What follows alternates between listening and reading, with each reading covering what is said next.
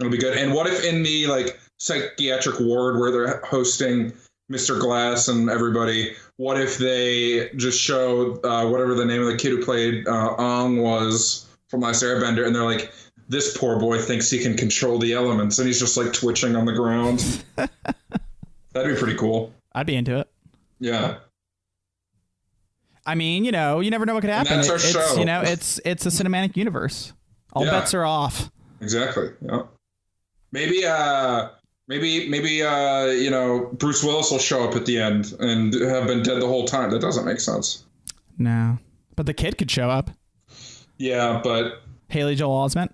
Yeah, no, I mean, yeah, for sure. He could be like, yo, you're all dead.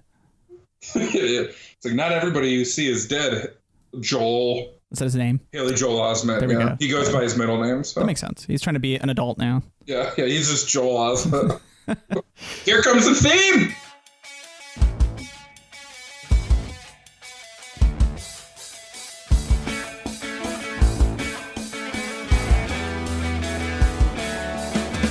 Hello and welcome to the Critical Breakdown, the podcast where we start at the bottom of Rotten Tomatoes and work our way to 100% fresh. I'm Max. And I'm Scott, and today we're talking Young Frankenstein, rated 93% on Rotten Tomatoes. It's Max's choice for our movie. My choice. In some markets, it was actually called Youthful Frankenstein. Yeah. But we're going to stick with Young Frankenstein. For sure. And for any new listeners, we started, like we said in the intro, the very bottom of Rotten Tomatoes, and now we're at the top. And while we traditionally started with 1% per week, in the 90th percentile here, we've split into a Max choice, a Scott choice, and a listener's choice. Yeah, and that listener's choice will be next week, and I think we have an update on that choice. Yes, we do, Scott. What is that update? Well, the votes have been tallied, the chads have been hanging. And over our multiple different ways to vote, the fans have selected Paul Thomas Anderson's Boogie Nights to be our 93% movie. Boogie Nights, yeah. I haven't seen this one in a long time. Yeah, I'm excited to watch the whole thing in a nice environment, Yeah, no creepy uncles, no waiting for your parents to walk in and change the channel. It's just, It's going to be a couple of adults watching an adult movie. Yeah, and this is the second time now that Paul Thomas Anderson has won the poll, Yeah. I mean, he definitely a dominant force. He has some fans out there, you could say. Yeah, and it came down to it with Boogie Nights and No Country for Old Men. Yeah. Which fell just a couple votes short, which would have been another Coen Brothers after Fargo. So that's also pretty interesting. It is interesting also that these filmmakers have been largely absent from our whole list until recently. And it makes sense. Their movies are too good. Yeah, exactly. But now they're just in there all the time, which is it's just interesting. So yeah, and this might not even be our last run-in with them. True. I mean, we have that written. I don't know. I don't actually know if that's true. Yeah, my sheet's not. It's not. We might be watching True Grit. Oh yeah. Coen Brothers, but I have told you that I'd like to change my pick there, but we'll cross that bridge when we get there. Yeah, definitely. Yeah, but it's been an exciting week in movies. Yep, right? It has. That's because San Diego Comic-Con is in full swing. Yeah, and San Diego Comic-Con has become one of the bigger news events over the past few years, especially since superhero movies have become the biggest blockbusters out there. But you always get some juicy new trailers out of Comic-Con, and this year was no different. What's interesting, and there's always been this talk with it on Comic-Con, is for a long time, Marvel would show up and display some cool stuff and then not release it online. You might get leaks, but they wouldn't actually release it. This year, they're not even there. They just decided not to go. So that's interesting. There's other news with that we don't got to go into. It's not too surprising to me that they weren't there because they're halfway through this next Avengers cycle, and it feels like there's going to be a lot of change once this one's done. So you don't want to have a bunch of stuff for the upcoming movies. Maybe, I don't know. Yeah. And yeah, I mean, that's true because it feels more secretive with where they're at. So it kind of does make sense as a move. No Captain Marvel, though. Doesn't that come out this year? I thought it was next year. I don't remember. I don't remember either, but I thought it was next year. It might be fall or it's like spring of next year. It's March of 2019. Okay, so yeah. That's their next movie then, right? I think so. There's not they don't have a winter release this year? That's kind of weird. Yeah, but so this year at Comic-Con, you had some heavy hitters still show up. Yeah, DC had quite a bit to show. Yeah, it feels like Warner Brothers was like, okay, well, they're not showing up. Well, let's really try this time. Yeah, well, it's not that they like haven't been trying before. They've definitely been trying. Just but they've been going through a lot of change too, especially after Justice League's massive flop. What's incredible too about Justice League's failure to me is like we don't even hear about it anymore at all. Yeah. Like it's like the DVD or Blu-ray release of Justice League. It probably already happened. I have no idea. But there was no like new ads for it then. They just kind of said, we're going to collect our thoughts here. I know you're not a huge fan of the Twitterverse, but it's not that I'm not a huge fan. I just don't do it. You just don't use it. But there's this whole subculture of DC fans that are the Snyder Cut fans. Who just, if you talk about anything, they show up with like hashtag release the Snyder Cut, and they're convinced that there's a good version of Justice League with just Snyder's editing in there.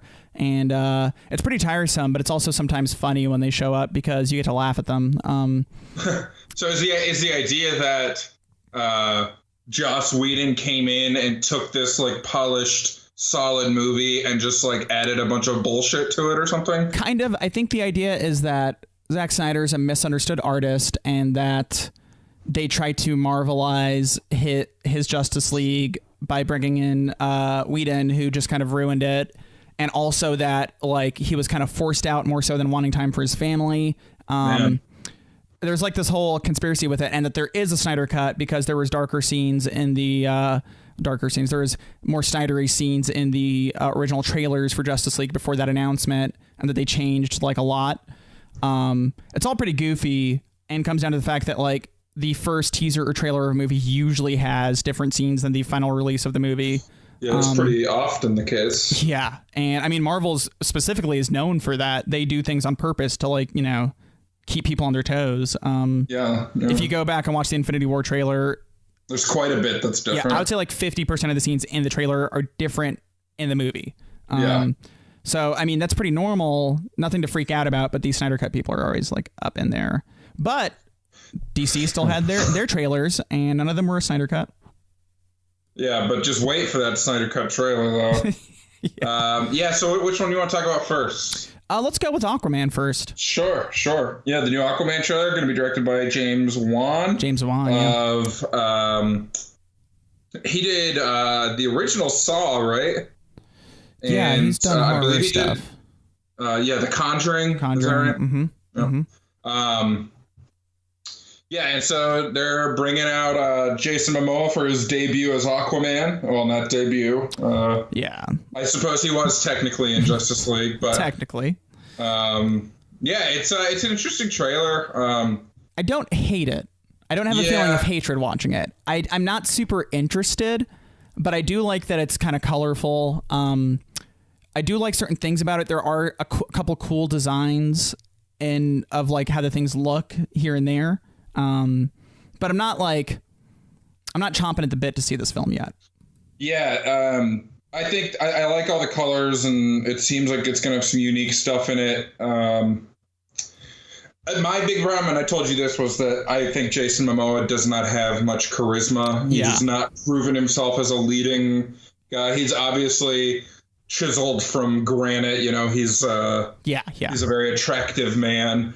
And it's funny because you and I were hanging out last night, and you and I talked about it individually. And you mentioned, you're like, he doesn't he doesn't have the charisma, but you know, people still want to see it. And then we watched the trailer later with a bigger group of friends, and your wife was like, "Oh, Jason Momoa." Yeah, she'll watch him do anything. So I mean, maybe it's still the right choice, but Like, I'm not. His character in Justice League had like 2.5 minutes of screen time and still found a way to be absurdly annoying to me. There's only one scene where, and I talked about it on the pod before, where where I really enjoyed him, and that's when he was on the Lasso of Truth. It was silly, but I liked it. Interesting scene, and it's like when you're on the Lasso of Truth, you're not even really acting true to your character anymore. Like, it changes like the core way that you behave. But he's just like, if I met Aquaman in real life and he was doing the things he does in this trailer or in Justice League, I would be very annoyed by him. It's he's funny like that very much like a bro, yeah, like he's very a frat bro. And I just don't fucking like that at all. I think half of my disinterest in the character would go away if they just didn't have him say like that wahoo yeehaw thing that he does all the time. Yeah. Like, I just don't get it. It doesn't do anything for me. Like, he's plummeting and this guy's like, woohoo, aha, whatever he does. Yeah. Like, cool, man. I get also, it. his one-liners aren't that funny to me. No, they're like, not. At the end of the trailer, is Amber Heard playing? Yeah, no. Amber Heard. Yeah. Amber Heard jumps out of a plane, which is weird, and he's just like, redheads, huh? And then he jumps out too, and it's like, cool. Like, I don't know. All right, bro. Especially after watching the Shazam trailer, where that has very witty one-liners. Yeah. That's the other one we're excited about. Yeah. More so. Yeah. Before we leave Aquaman, I'll just say, Black Mantis, you said? Black Manta? I think it's Black Manta. Yeah. He has these like buggy red laser eyes, and the character looks ridiculous and cool. And he's in the trailer for a second and a half, and that's probably my favorite part about this trailer. I'm not very interested in the movie still, but we'll see. Yeah, he definitely looks cool. I do like the cast though of it's a good cast. Patrick Wilson, Nicole Kidman. I mean, as far as that goes, like, it's a solid cast. James Wan seems to be a pretty, competent director. Yeah. So that has two things going for it. I mean, I gotta say, that's nice. It looks less Snydery, and it's part of that universe, made it but more colorful. Yeah. Less. What am I looking for? Grim. Yeah, it doesn't seem as grim. He seems like, he's, as a character, I can't get a good feel on him because I know him from Justice League, where he's kind of goofy, bro. And in this, it seems like they're trying to go more for a little bit of angst as well, but not too much. Just, I'm a child of two worlds kind of thing. And yeah, like a pretty classic origin story. Yeah, and that's the thing, is like they're doing another origin story, which they actually need to do. But it's one of those things where it's hard to get people excited for a super origin story unless it's something like, Black Panther and Wonder Woman did both really well. So if this one can hit that same note, I mean, they'll do pretty good, at least as far as like a DC movie goes, I think.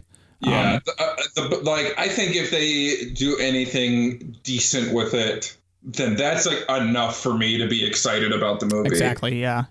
I'm not expecting a ton of stuff, so just do the minimum. Yeah, give me a solid like B grade movie, where I'm like, that was fun. Yeah, and I'll be cool with this one. But like I said, I am personally pretty excited for Shazam from that first trailer.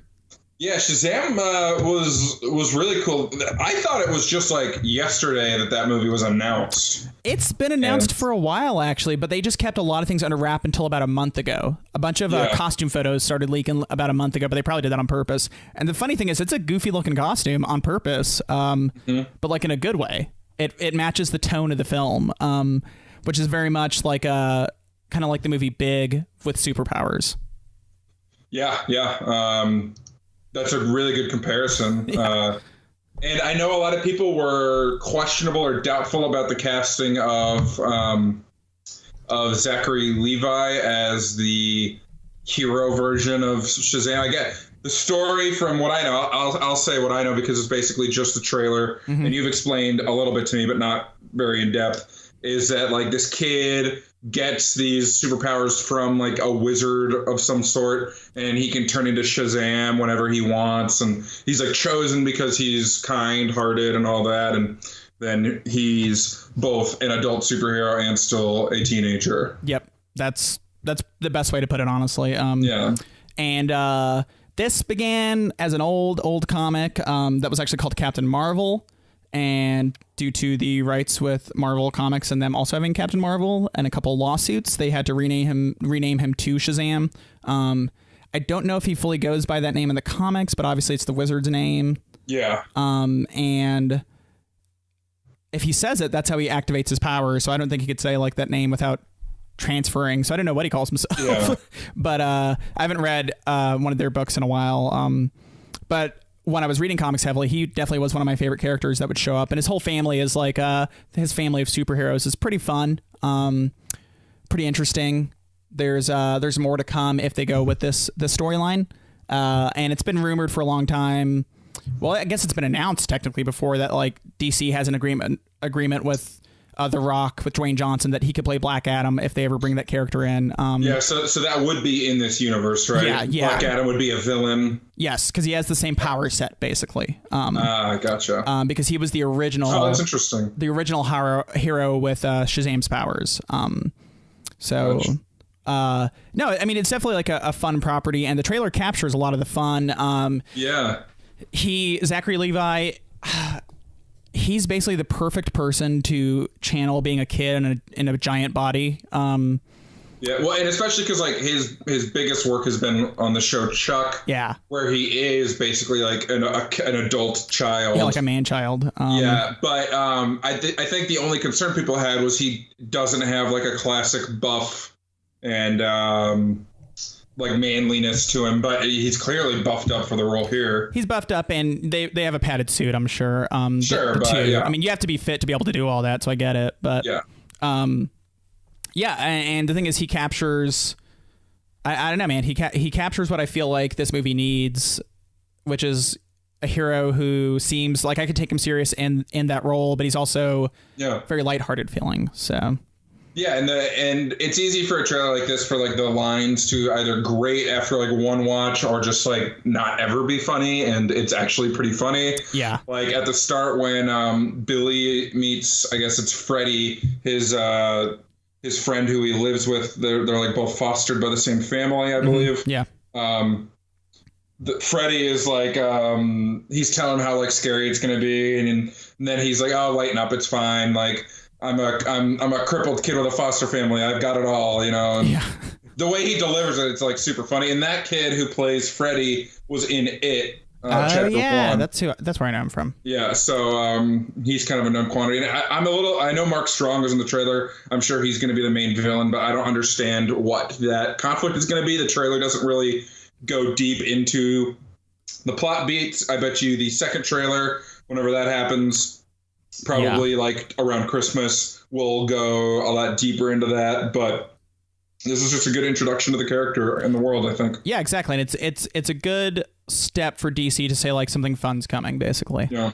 And this is another director, David F. Sandberg, who has done basically only horror movies. Mm-hmm. Lights Out and Annabelle Creation are his feature film. That's right. So that he's directed. So I think that's really interesting. Yeah. James Wan, of course, he originated with Saw and The Conjuring and stuff. So no, that definitely is interesting. It's taking horror directors is proven to be a good formula for a lot of people.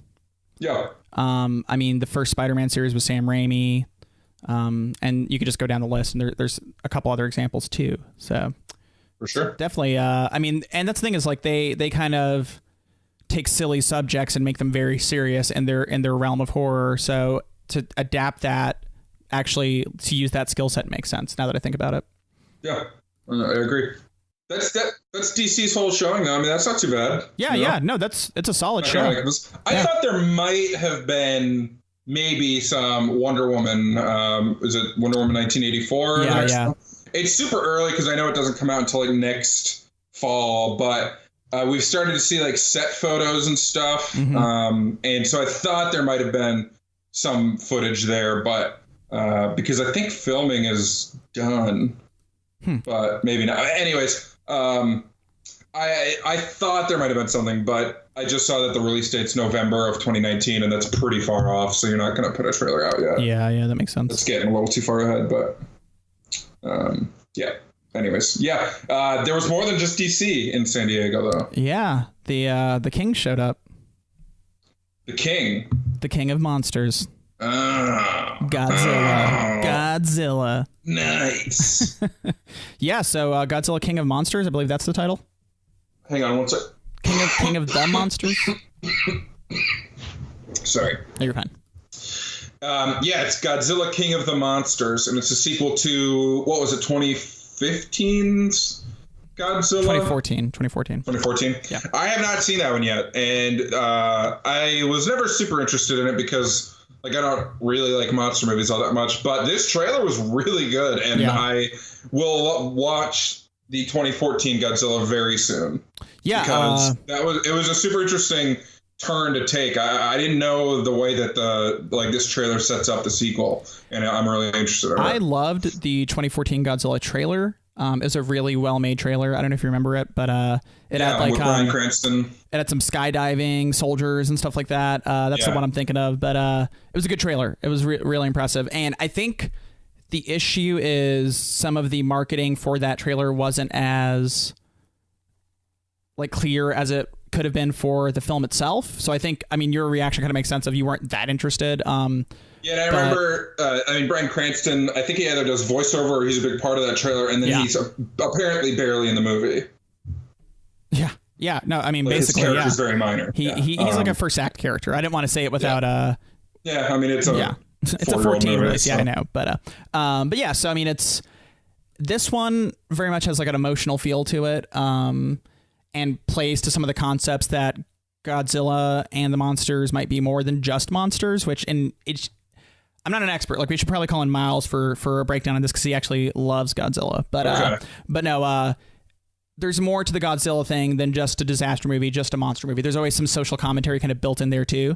And some of the movies have landed it, some haven't. Some have been more like kids movies traditionally, like the Japanese cinema. They bounce all over the place. And then you have the 1998 like Matthew Broderick, really goofy Godzilla movie. Yeah, total classic. Done by Roland Emmerich. Oh, really? Yeah. So, and that's the thing is like different iterations can, they can take in different stuff. So like, I kind of get leaning in on the disaster part a lot and, the monster part too. But this trailer looks really cool, man. It has like a feel to it, Yeah, for sure. And like in the trailer, they go into how, so there's all these other monsters in the world of Godzilla, like Mothra is probably the only one I really know. Yeah. But there's like a ton of other ones, and they show them on the trailer. In the trailer, they set it up like, okay, we created Godzilla. It's obviously going to kill everything. We need to wake up these other Titans and have them protect Earth, because if they can't, then we're all going to die. It's our only chance. So I never knew, I don't know if this is how any of the older properties were, but that it was like, these Titans were almost the good guys in a way. I don't know. The ones against Godzilla. At least that's the angle that I feel like they're going with here. It might be the opposite, actually, but I'm not sure. It might be there's a set of good ones, a set of bad ones, but they're not. I don't remember if the trailer says which or which, so I'm not sure.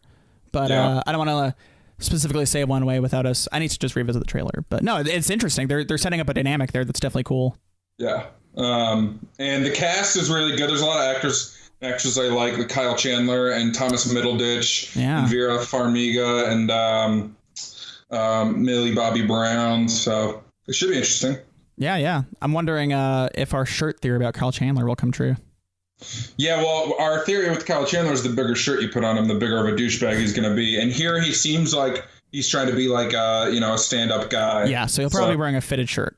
It'll be very tight. You'll see the nipples practically. Yeah, skin tight. Maybe a mesh shirt. That might be interesting. Ooh. Lawful good, Kyle Chandler, and mesh. Yeah, in mesh. Nothing says lawful good quite like a mesh shirt. But yeah, no, Godzilla I'm pretty excited about. When does that one come out? Yeah. That comes out on May 31st, 2019. Wow, that's so far away. Yeah, they're all so far. I wanted it to be very soon. Same. I wanted it to be this winter. I guess take your time, make them good, but man, I'm ready for them. Yeah, but also now, please. Yeah, make them good right now. Yeah. Well, there's one more big trailer that came out for a 2019 release, but this one's at least in early 2019. It'll be coming out in January 18th of 2019. Glass, the third movie to the surprise trilogy of the M. Night Shyamalan universe, so the follow-up to Split and Unbreakable. We've talked about Split quite a bit on the pod here, but we are both very into this movie. Yeah. I am such an M. Night Shyamalan fan. He's very very distinctively himself, and Split showed that he's still capable of great works. Yeah. I mean, he was at the bottom of the barrel after like The Happening and Last Airbender and a few turds in a row, but he's really resurgent. And I know, I mean, the online opinion of this is like everyone's very excited. So he's captured audiences again, it seems. Yeah. While he has, like you said, he has had his weird choices in his life there, his creative career, but this looks pretty good, man. It gets me excited. It hits the beats I want it to hit. The cool thing with Split is it very much was like a thriller horror film. And Unbreakable was very much like a very down to earth look at how horrifying being a superhero could kind of be.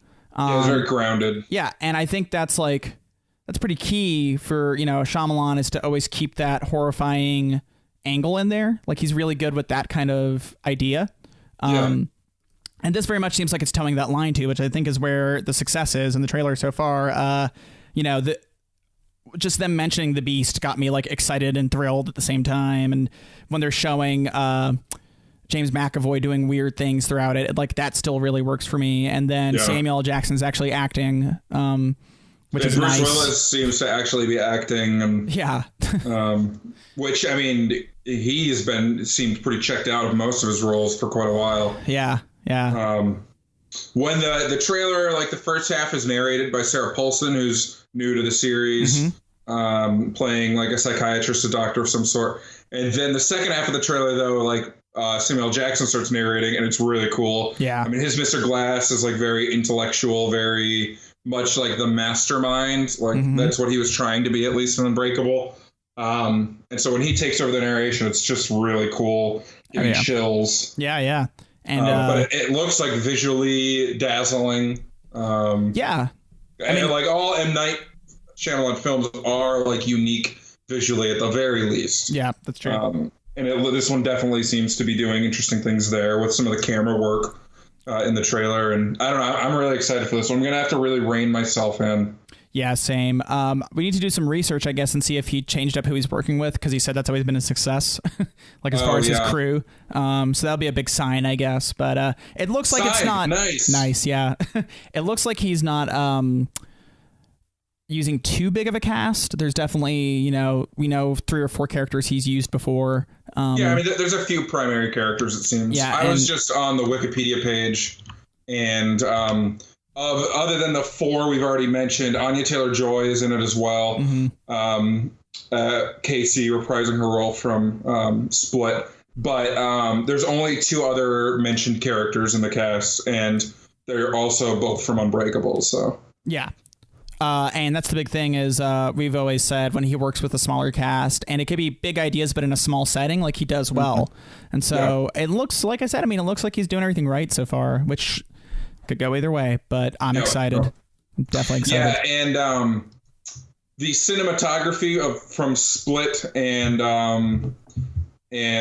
Glass are going to be the same music composer is doing Split or is doing Glass that did Split, the same production. So it's interesting. Yeah. I'm all in on this bad boy. Yeah, I'm ready for it. Yeah, I'm excited for Mel Gibson to show up at the end and set up that Signs sequel that we all wanted. Yeah, just him with like a baseball bat. Yeah, and Joaquin Phoenix as well. Yeah, I guess he would have the baseball bat. Well, maybe Mel Gibson's carrying it for him. Maybe Mel is like the Nick Fury. You think Mel would be the Nick Fury? That's interesting. Well, it can't be Samuel L. Jackson. It could be Paul Giamatti from Lady in the Water. What if at the But what if they want the lady from the water there? Well, she's not the Nick Fury though. She's another one of the heroes. She's the Black Widow, Oh yeah, that works. Paul Giamatti's collecting them all because he runs that apartment complex, or he's like the manager of that apartment complex. So he like his management skills. Yeah, I got you. Yeah, he has management skills. Everybody can stay there. It'll be good. And what if in the like psychiatric ward where they're hosting Mr. Glass and everybody, what if they just show whatever the name of the kid who played Ong was from Last Airbender, and they're like, this poor boy thinks he can control the elements, and he's just like twitching on the ground. That'd be pretty cool. I'd be into it. Yeah. I mean, you never know what could happen. And that's our show. It's a cinematic universe. All bets are off. Exactly. Yeah. Maybe Bruce Willis will show up at the end and have been dead the whole time. That doesn't make sense. No. But the kid could show up. Yeah, but Haley Joel Osment. Yeah, no, I mean, yeah, for sure. He could be like, "Yo, you're all dead." It's like not everybody you see is dead. Joel. Is that his name? Haley Joel Osment. There we go. He goes by his middle name. So. That makes sense. He's trying to be an adult now. Yeah, he's just Joel Osment. Well, that's an exciting set of trailers, and I can't wait for all these movies, man. Yeah, same here. A lot on the horizon in the future. So it's only fitting that for our podcast movie this week, we went into the past. Yes. Went way back to 1974. Nice accent use at the end there. Thank you. We should bring in more accents to the show. Yeah, okay.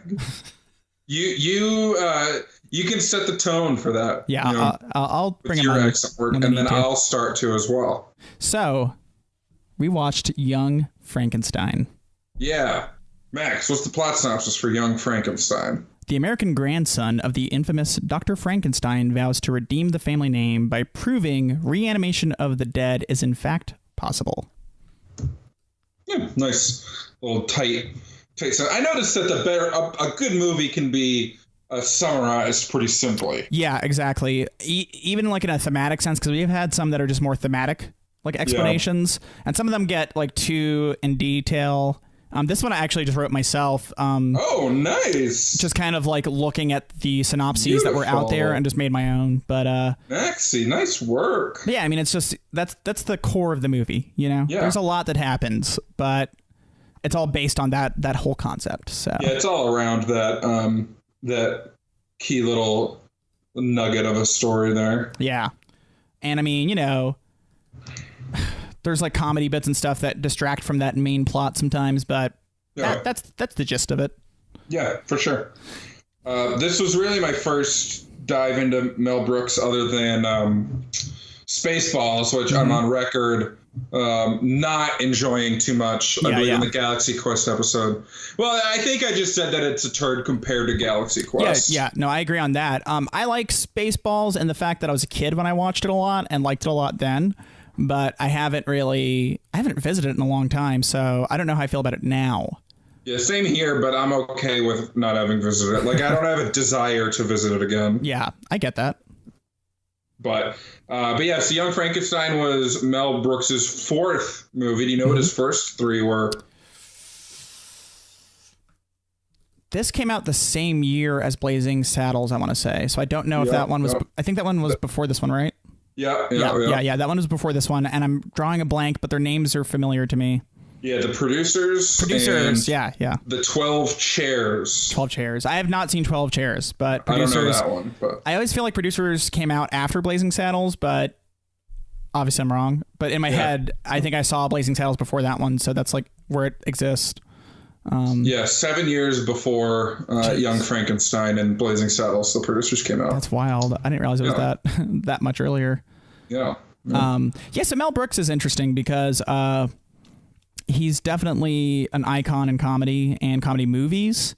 Yeah. And I think his influence has been widely felt throughout the whole industry. But now as an adult looking at his work, I'm less ecstatic about it as a whole. But when I was a kid, I mean, he definitely like introduced me to a lot of comedic concepts that I loved. Yeah, and I mean, comedy is always going to age a little less gracefully than drama because most of the time the things that are happening in dramas are pretty like conceptually they're pretty universal and they stand the test of time, whereas comedy is all about like context and and I don't know. I mean, there's different brands of humor and some just last better than others. Like I can watch a Buster Keaton silent film today and laugh a lot. Yeah. Like, laugh more than I laughed watching Young Frankenstein. Because that kind of physical humor doesn't rely on situation so much and on language. Yeah. and language changes and evolves. So and with the silent humor onto that, like their social commentary was a bit different, you know, like because comedy still, I feel like it always involves social commentary, but it's kind of more universal if you have to use physicality, like to achieve it, you know, to communicate it. Yeah, that's true. I mean, that's a good point.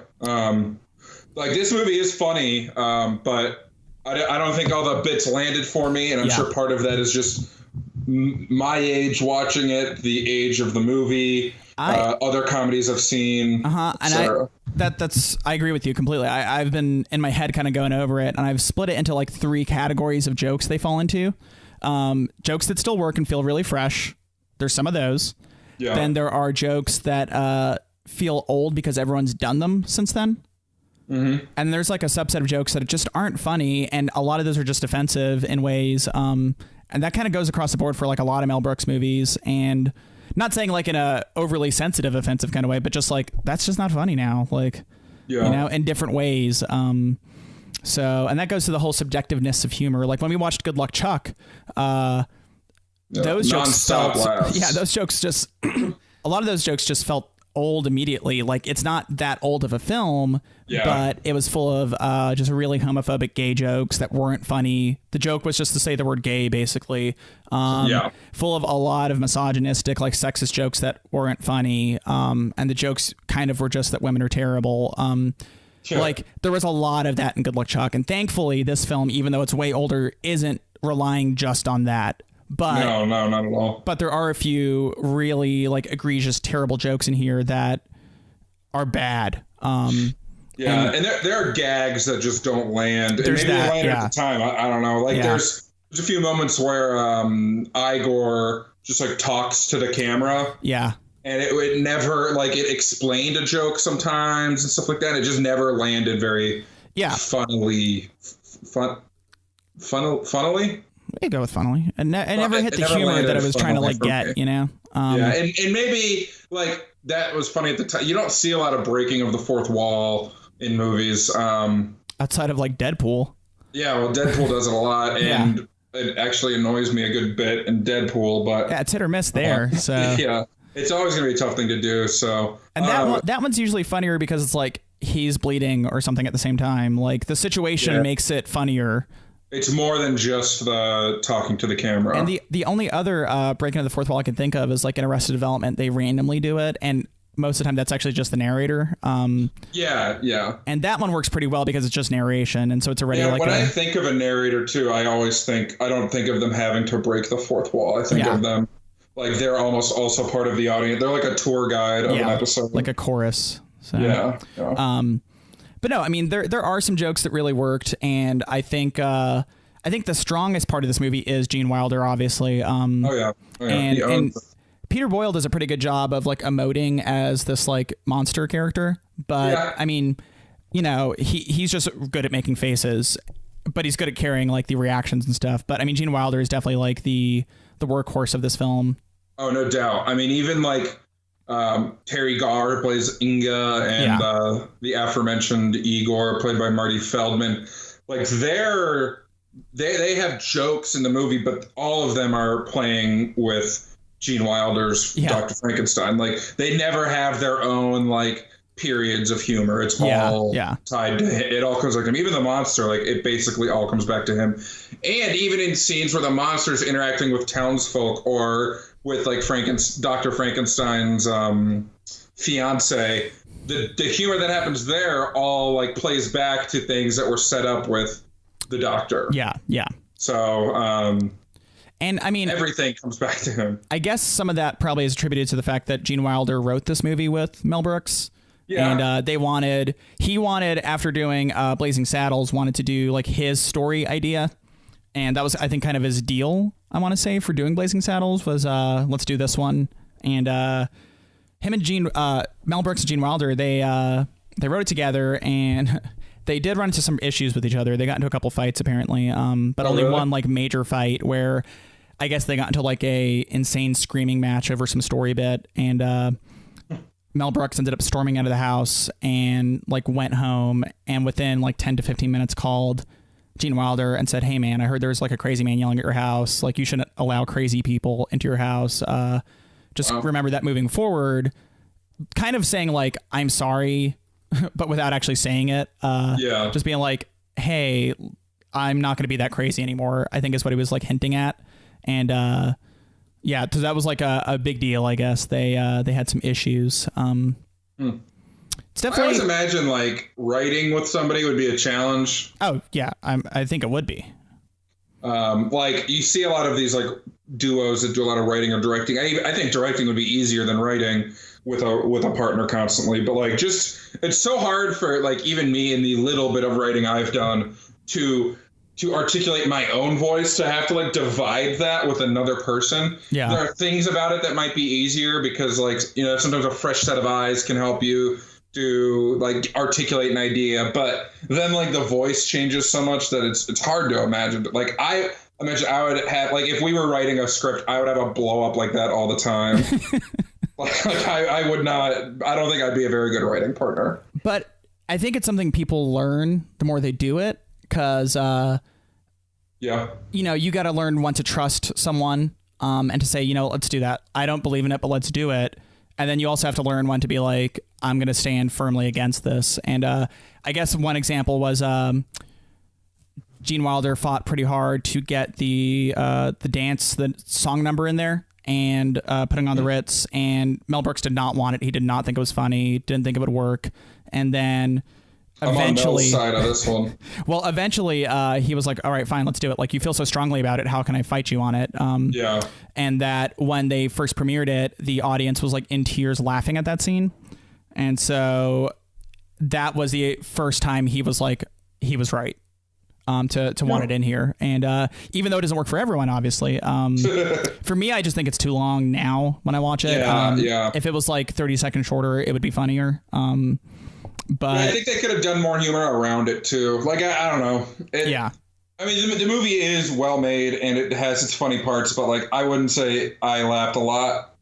But like they all like the crowd ends up throwing vegetables and stuff. It would have been funny if in the lead up to that scene they like show the theater and everyone walk in. There's like a guy like who just happens to have a vegetable stand right there or something, and they never acknowledge it and just keep moving. And they do jokes like that a bit in the movie, where.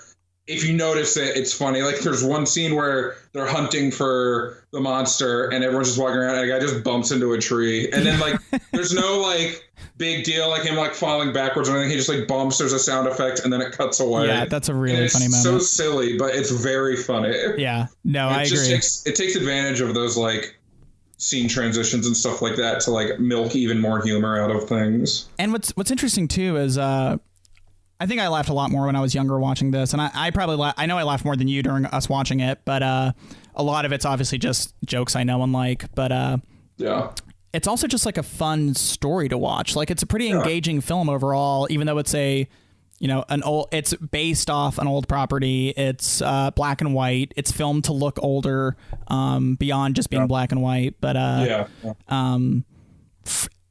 and that, once again, it might be on Gene Wilder or just like the writing in general for the non-joke parts. It compels you, like it keeps you moving and you stay focused on the story, even though it's not like groundbreaking. It's Frankenstein, but it's a funny version of it. So yeah, it is an actually interesting story though. Yeah, you're right. Yeah. And I mean, there's a couple scenes specifically with Wilder where I was like really paying attention to him, and when he gets locked up with the monster for the first time and is like, whatever I say in there, don't let me out. Like that is probably my funniest favorite moment in there. And then immediately, let me out of here, you monsters. And just the way he screams for that whole scene, because he goes from screaming to help him to screaming, wanting it, wanting to work with the monster and help the monster. And just his yells the whole time are just amazing. Like it's just fun to listen to. For sure. I don't know. It has some kind of musical tone to the way he's screaming that it's just it makes me laugh, but I want to hear more of it. So Gene Wilder, like I said, I mean, he definitely carries this film, but the other characters, I mean, when they're with him, there's good interactions. A lot of the ways that Terry Garr pronounces things with her German accent makes me laugh. What was his name? The guy who plays Igor. Marty Feldman. Marty Feldman, yeah, he's like 50-50 with me. Some of his jokes, like the breaking the fourth wall stuff, didn't work for me, but he'd randomly have a line that was pretty funny. He like vacillated between being like a very sarcastic character to being a very like bumbling fool character. And it never quite landed for me because like they never could find the right like tone for him to land on. I think. There was some inconsistency with that, for sure.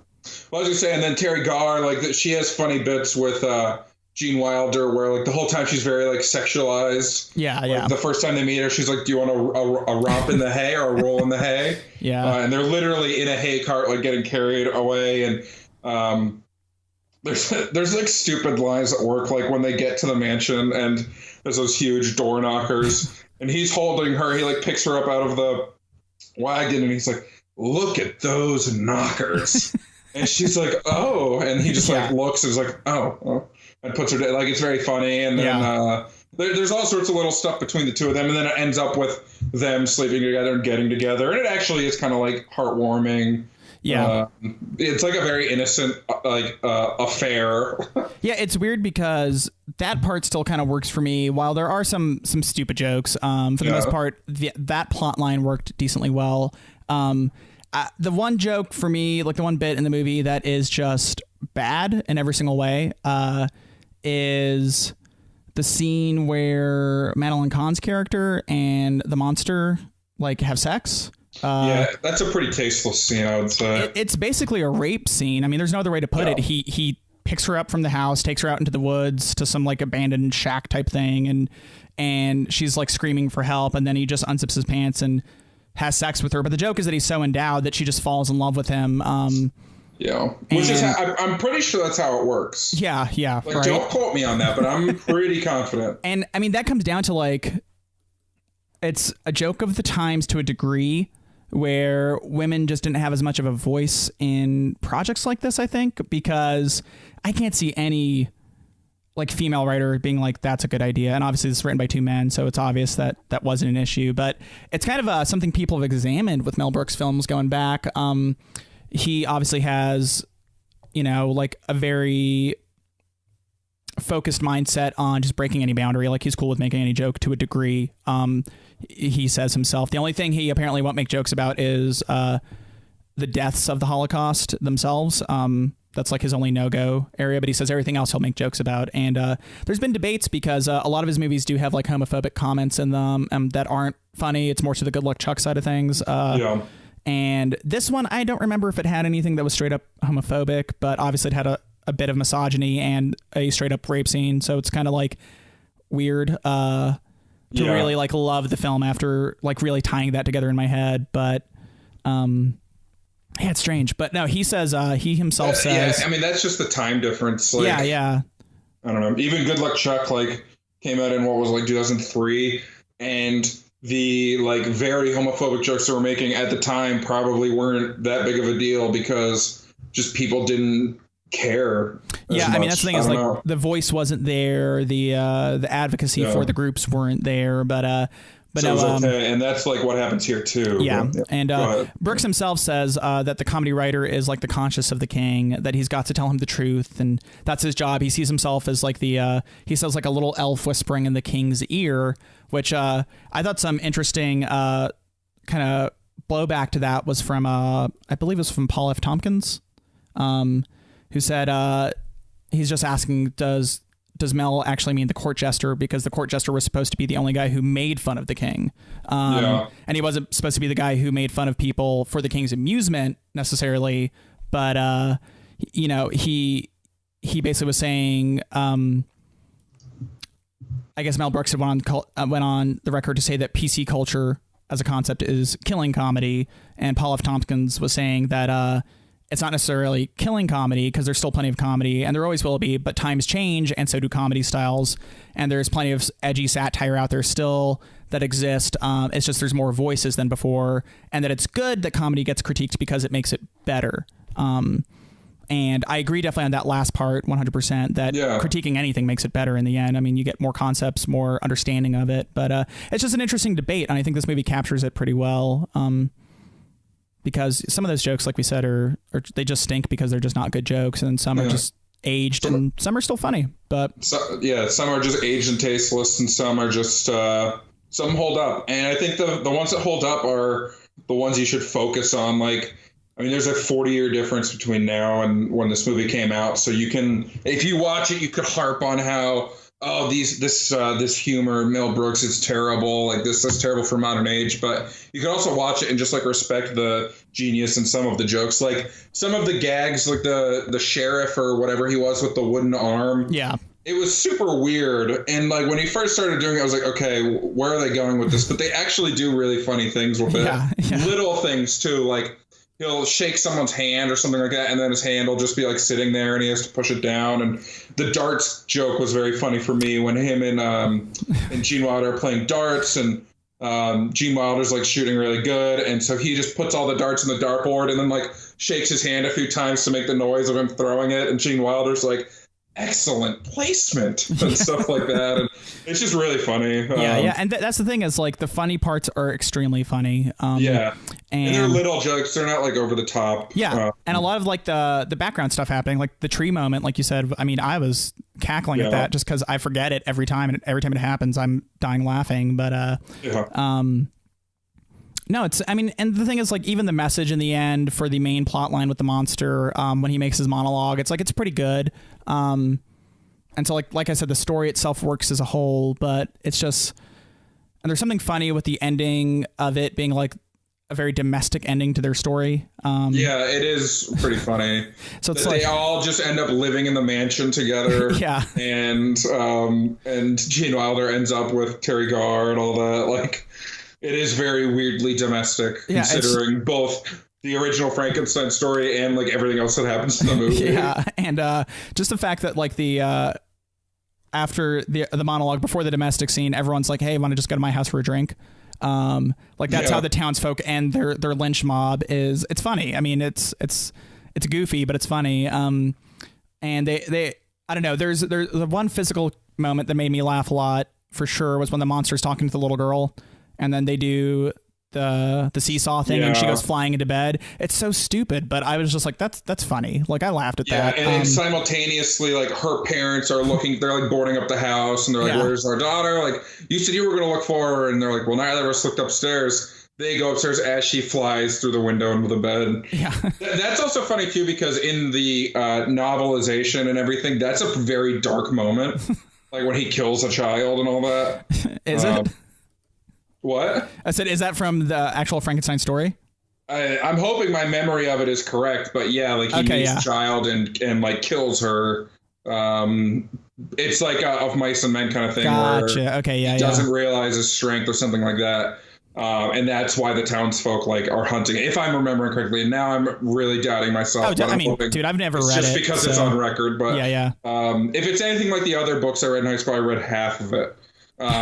But it's a nice turn on my memory of that moment, at least. So that is pretty funny. And what else is cool is Mel Brooks actually had the original set design from the original Frankenstein films that was built by Ken Strickfaden, I believe. Pronunciation might be wrong, but he made all this like cool electrical equipment and stuff that was in the set of Frankenstein's lab, but then he was never given credit for it in the original films. So they were able to get or rent or whatever, however they got it from him, have his permission to use it in Young Frankenstein, and then they were able to credit him. So it's kind of a cool thing for that guy to have some credit finally. And I mean, it's cool machinery, and it's very elaborate and crazy looking. And it was cool that they could use it, and it lends more authenticity to the parody. And it's, I mean, that's what it comes down to, is that it feels like you're watching an older movie. It feels definitely in that vein. What's interesting is I believe Mel Brooks went on to produce Mel Brooks went on to produce The Elephant Man with David Lynch. I want to say. and that was also filmed black and white and very much about like a monster coming into his own, like, I mean, not coming into his own, but being understood over time. So it's interesting to see, you know, 6 years before that film, he definitely had his own version of that in a sense that was just pure comedy, while The Elephant Man's not. But yeah, The Elephant Man's a very dramatic film. Yeah, and it's amazing. But you can kind of find some. You can see why Mel Brooks loved it, is I guess what I'm saying. Why he was very much a proponent for that film. Yeah. But it's cool to do black and white sometimes when you can like really milk the image to make it look more timeless than it is. Yeah, you see it occasionally. Was it The Artist a few years ago that won the Best Picture? I haven't actually seen it. I didn't see that one either. It's black and white, and you have to imagine if it won the Oscar that it's doing something like artistically valuable. Yeah. And then, I don't know. You just see it occasionally, and it can help, especially if you're trying to ground a movie in a time period. Yep. Sometimes it can be jarring, like it can be jarring to see some of those things in color at times. Yeah, like I feel like Schindler's List kind of it toes the line because they also used color effectively at random points. But some of the shots are framed and lit like older stuff, and then some of it looks more modern. Raging Bull is black and white and from the same year as The Elephant Man, but somehow looks more modern than most films from 1980, and that's because it's black and white. And then you have more modern films too, like Nebraska, I think was a 2013 film that was black and white. Was that in black and white? Yeah. I haven't seen that. It looks like a 2013 movie. I mean, they're not trying to make it look old. It's just kind of like they just use black and white maybe to help the story. Sure. But no, it's I mean, messing with that kind of aspect of a film can be definitely like interesting. And Mel Brooks was very adamant that they shoot in black and white. And the studio originally was like, we'll print in black and white, but let's shoot in color because like Peru just got color and we want to put in their cinemas in color. And they're going to get mad if not. Peru, Mel. Yeah, and he said absolutely not, because I know you guys are going to screw me over, and I know you're going to want that you're going to just put it out in color and risk the lawsuit that I'm going to bring up against you guys. Like he was just like, I know you'll do it. And so they eventually folded, but he very much was like, this is going to be black and white. Him and Gene Wilder were like, it has to be black and white. There's no other way. So I think that's cool. I think anytime a set of creators can fight for something they really believe in, you probably get a better result. Yeah, for sure. Especially when they win the fight. Yeah. It helps. And I mean, I still say you should check out a couple other Mel Brooks movies, even though I have my own issues with them. Yeah, I would. I was actually just looking through his filmography a bit, and I didn't know that he created Get Smart. He wasn't involved in the movie that came out in 2007 or 8 with Steve Carell, but I really liked that movie. There's a lot. I remember the Get Smart series I liked a lot. I used to watch reruns. It is good. And I think if you like the movie, there's a lot to like from the original show. Yeah, but there's potential there for me, you know. I know you're a big fan of Robin Hood Men in Tights, which it's not good, but it's good, you know. Yeah, it got worse reviews because remember we were looking at it in the 40s or something. I can't remember. And we opted against it, which is something else. Probably because I also like Robin Hood Prince of Thieves, which is also not very well reviewed. Like Robin Hood. I think it's just like from 91 to 93, I was just in that Robin Hood mood. So no, my favorites of Mel Brooks usually lean more towards this one, Blazing Saddles, and History of the World Part 1. And those are all pretty solid in my opinion, even though they have their issues, obviously. But I did buy the in order to watch this. I bought the Mel Brooks Blu-ray collection. So, I do own them all now. We can watch them together. We can make our way through them. Including Dracula Dead and Loving It. Dude, I remember watching that one, and I don't remember if I liked it, but I did see it. I like the title. So. Yeah, no, it's a great title. Dracula Dead and Loving It. And I like Leslie Nielsen a lot. Yeah. It's kind of funny that he was in this, because when I think of this kind of like older humor, I think of Leslie Nielsen. Like Naked Gun series is hilarious, and Airplane's a very funny movie. And that's who I always drift towards. Yeah. Whereas Mel Brooks is very well renowned, obviously. But like, it's been a little while since I've watched like Naked Gun, but I think I would like Naked Gun better than this movie, at least. I think both. I don't. Who is the creative mind behind Naked Gun? David Zucker. The Zuckers, yeah. I think they handle the bumbling fool satire better than the more tongue-in-cheek Mel Brooks idea of satire. Because I think Mel Brooks definitely has that more sarcastic like cut to him. Which sometimes comes off as malicious now that you go back and look at it. I think with the Zuckers, it's more, or with Zucker, I keep pluralizing it. There might be. Jerry Zucker also. Okay, yes, there is too. Yeah, okay. But yeah, I think with them, it's more goofy. Even they're more aggressive jokes. It's definitely more goofy. It's aloof. It's goofy. They do actually capture a lot more of the physical jokes that were from the silent era. They capture a lot of physicality in their humor. So. And I really like that kind of physical humor, so that might be part of it. But there's one joke where it reminds me more like the Naked Gun series reminds me more like a Far Side comic, and like this at least I can't think of a good comparison. But like there's a joke in I think it's in Naked Gun, it might be from Police Squad, but where Leslie Nielsen like walks into an office and someone's like, "Who are you and how'd you get in here?" And he's like, "I'm a locksmith." And I'm a locksmith. And it's just like the delivery of it just works for me so well. Airplane, that's probably my favorite of the work they've done together. And just the whole Shirley, you can't be serious. Like I am serious and don't call me Shirley. Like that stuff always makes me laugh no matter what. The I picked the wrong day to stop sniffing glue line. Like everything in that movie makes me laugh. Even jokes that are technically not funny anymore, I'll still laugh just because I was laughing at them when I was younger and less learned in the world, but no, I do love myself some Airplane. Yeah, so I mean it's good. I think people don't even give older comedies a shot sometimes, just because they do age less gracefully, like kind of like I was saying, in like a dramatic film. But there are certainly ones worth watching. Like even acknowledging that I didn't like Young Frankenstein a ton, I can still acknowledge that it's a well-made movie. Even just like outside the comedy, the actual film itself is well made. And it's enjoyable still. You know, it's not a laugh a minute, but there's gags that you're gonna like in the movie, and at the end you're not gonna be like upset that you spent an hour 45 watching it. Yeah, exactly. There's so many comedies where you're like, I liked 10% of it and that's it. And I feel like even with a well-made comedy that might not be your favorite movie, if it's a well-made movie on top of that, you'll be like, yeah, that was okay. Yep. I'm cool with it. It's fine enough for me. Yeah. I don't regret the last less than 2 hours. Like I'm fine with it. So there were moments watching this though where it did feel a little long to me, and that's whenever I am while I'm watching with him actively thinking like, oh man, like this is still going. That's not a good sign.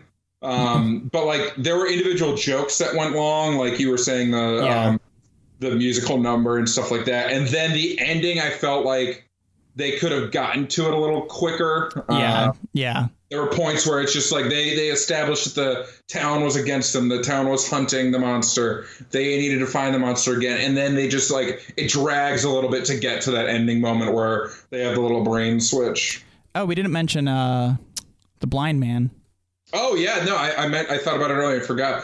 Gene Hackman has an uncredited role in the movie as a blind man, and it's probably the funniest scene, like pound for pound.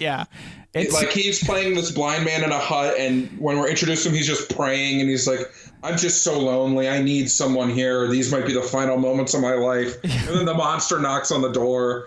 And he's like, you've been sent by God. And there's just really funny, silly moments. He's blind, so he just thinks that he met a mute guy. And he's like, oh, the irony. Yeah. And it's weird because, like, the jokes feel like it could go to, like, a weird way at any moment. And they don't. They just, like, hover in this, like, kind of funny spot. So it is that scene, we were dying laughing. And we could not figure out who it was, even though, like, now that we know it's him, it obviously is him, Yeah, but he's so young. Like, it's crazy. Yeah. Because Gene Hackman is now retired, and like the Royal Tenenbaums we watched from him, it was like his second to last film or something, and he's awesome in that. But he's just now, when you picture him, you just imagine the older, like, wise guy. And this was not his first film by any means. No, he had at least done, I want to say, Bonnie and Clyde. And, I mean, he's done a bunch before that. And The Conversation. He's done a bunch that I hadn't heard of. The French Connection and The Conversation are probably his two most well-known at the time. Yeah, the French Connection came out the same year. Yeah. Yeah, so did the conversation. Yeah, but I'm just saying, like, if people knew him from anything, it'd be those plus a couple things before, like a Side Adventure. Yeah. I think Bonnie and Clyde was before that, but I don't remember. Yeah, 67. So he apparently played tennis with Gene Wilder, and that's how he got in.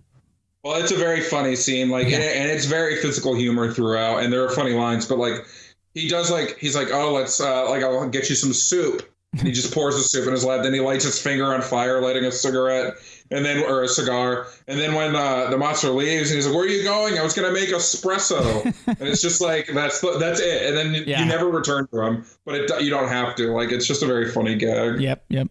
It's good, man. Gene Hackman. But it's worth exploring Mel Brooks if you're interested in, like, comedy in general. Because, like you said, I mean, he has had an impact on many people here. His son, is it his son? Max Brooks? Is that actually his son, or is that just like a name thing? I actually don't know. No, he is the son of him. Yeah, he's the son of him and Anne Bancroft. No, Max Brooks wrote World War Z, the book. Yeah. And apparently wrote the story for The Great Wall. And he's been an SNL writer. You saw The Great Wall. It was a film. Okay. I did see it. I wasn't crazy about it, but it wasn't as bad as they said. Yeah, and it's kind of telling to the quality of World War Z that people were disappointed in. The movie was fine, but it's not like the book at all. Yeah, from what I understood, it's not his story. Yeah, I read the book. The book is like a anthology, like news clippings and diary entries and, like, reportings about zombie outbreaks throughout time. And, like, every chapter is like a distinct story, and it's very, like, gritty and real. And then World War Z is just like a pretty generic zombie action blockbuster, and it doesn't do, like, none of the characters are the same. Really, it's just the title that they took. Yeah, they wanted that recognition. Yeah, now the sequel, World War Z 2, which is I'm sure it's not going to be called that at the end because it sounds dumb, but it's going to be directed by David Fincher. So yeah, that still blows my mind. Yeah, I love David Fincher. He's probably my favorite director, and it just seems like a weird choice from him. But if he can do something cool with it, yeah, why not, right? Yeah, why not? Any more thoughts on Young Frankenstein? No, man, I'm fresh out of thoughts. Your brain's Abby Normal. Yep. That's just a reference to the movie. I'm sorry. Yeah. No, I remember it from the scene with the monster. Yeah. Max, where can the good people find us? You can find us making espresso for our friends, or you can find us at thecriticalbreakdown.com. We're on Twitter at BreakdownCast. We're on Instagram and Facebook, so you can follow us on all those spots. Keep up with when we have our next Listener's Choice vote. Yeah. Or, you could just listen to all of our episodes again from the first episode, and it's like, it's like you're rediscovering all your favorites. You should do that, too. Yeah. You can find me rolling around in the hay with Terry Garr. Very cool. Or you can find me at Max Rivera Film on Twitter. You can find me with a hunch on either shoulder, or you can find me on Instagram and Twitter at breakdown_Scott. Or you can find me at Letterboxd at Stenin2, which will not be changing. Yeah. Our music's done by Jason Brown. Our artwork's done by Josh Rivera. And Wally is the podcast monster. That he is. And we're the podcast doctors.